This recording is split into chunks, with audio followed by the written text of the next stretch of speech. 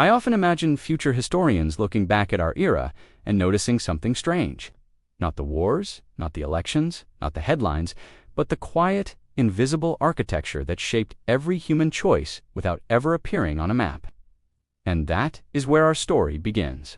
Because the most powerful systems in history were never announced, they were absorbed. The system we live inside today was not designed to collapse you.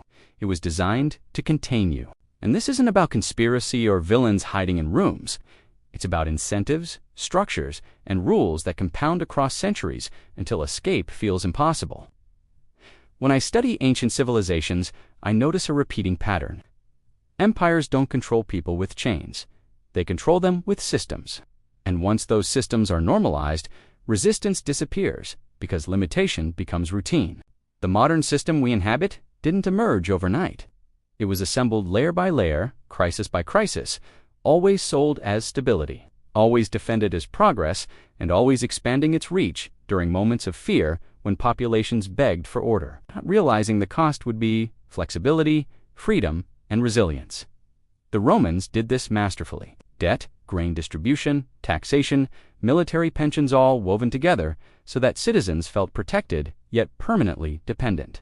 And when the empire weakened, people couldn't simply step outside the system because their survival was now wired into it. Centuries later, medieval Europe built similar structures through land ownership, church tithes, royal obligations, and mercantile monopolies. And each time, the system outlived the generation that created it, becoming an invisible inheritance passed down unquestioned. This is the unsettling truth of our time. The system surrounding you today was built by people long gone, but it still governs your options. Modern systems are far more refined because they don't rely on force. They rely on predictability, and predictability is power. Banks, governments, corporations, and institutions don't need to control outcomes. They only need to control rules, because when rules are fixed, behavior follows. This is why financial architecture matters more than politics. Elections change leaders, but systems outlive elections. When historians examine the 20th century, they will see it clearly. The creation of modern debt, currency, labor dependency, consumption cycles, and centralized risk didn't trap people accidentally. It stabilized growth while quietly removing exits. After the Second World War, global leaders designed frameworks to prevent chaos. Fixed exchange systems, later fiat systems, international lending institutions, social safety nets, corporate employment cultures, all designed to produce consistency. And they worked wonderfully for decades. But every stabilization mechanism comes with a trade-off, and the trade-off here was adaptability. Because once individuals rely on a system for education, health, employment, credit, and retirement, leaving that system becomes psychologically and economically unthinkable. And that is the brilliance of the design. It doesn't imprison you with walls, it surrounds you with needs. I've spent years studying collapses, and what strikes me most is that collapse rarely arrives as destruction. It arrives as tightening. First, a loss of flexibility, then a loss of margin, then a loss of choice. And by the time people realize escape matters, escape has become impossible because every path leads back into the same structure. This is why modern stress events feel different than historical ones. We aren't watching buildings fall. We are watching optionality disappear, and that is far more dangerous. Look at how risk is handled today. Risk isn't eliminated, it's centralized. A few institutions handle vast exposures. A few supply chains feed billions. A few currencies settle global trade. And centralization creates efficiency until it creates fragility. Historians know this well. From ancient grain routes to colonial trade monopolies, once systems become efficient enough, they become brittle. And brittle systems don't break slowly. They fail suddenly and completely. The danger of living inside such a system is not collapse itself. It's the lack of alternatives when it happens. People often ask why modern crises feel so suffocating. The answer is simple. Earlier generations could exit systems. They could move, use different skills, barter, localize survival. Today, almost every necessity runs through centralized channels: finance, energy, food, data, employment. And when these channels tighten even slightly, the pressure is felt everywhere, simultaneously.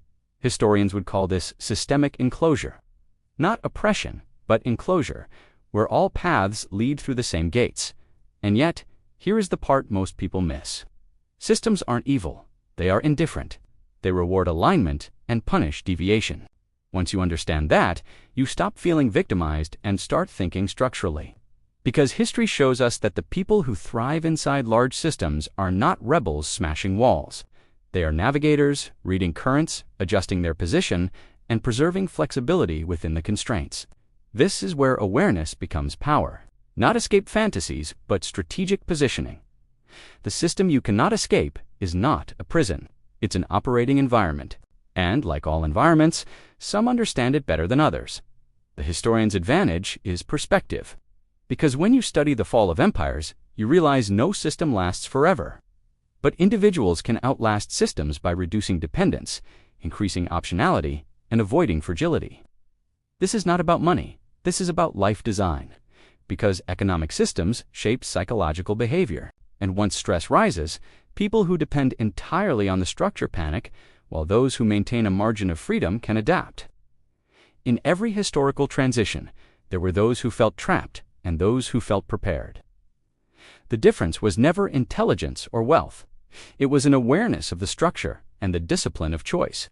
And that is why this matters right now.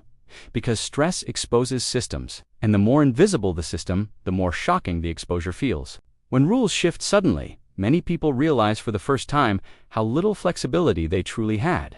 So if there is one lesson history teaches, it is this: you may not escape the system entirely, but you can refuse to be blindly shaped by it. Because the moment you understand the architecture, you stop confusing the rules with reality. And that shift alone restores a level of freedom that most people never experience. Not because the walls disappear, but because you finally see where they are. And that is the hidden point. The system was designed to be permanent, not malicious and not kind. Your fate inside it depends on whether you drift unconsciously or navigate deliberately, because history shows us again and again that survival belongs not to those who deny the system, nor to those who worship it, but to those who understand it deeply enough to move intelligently within it. Thank you for watching. If this idea resonated with you, consider subscribing for more insights.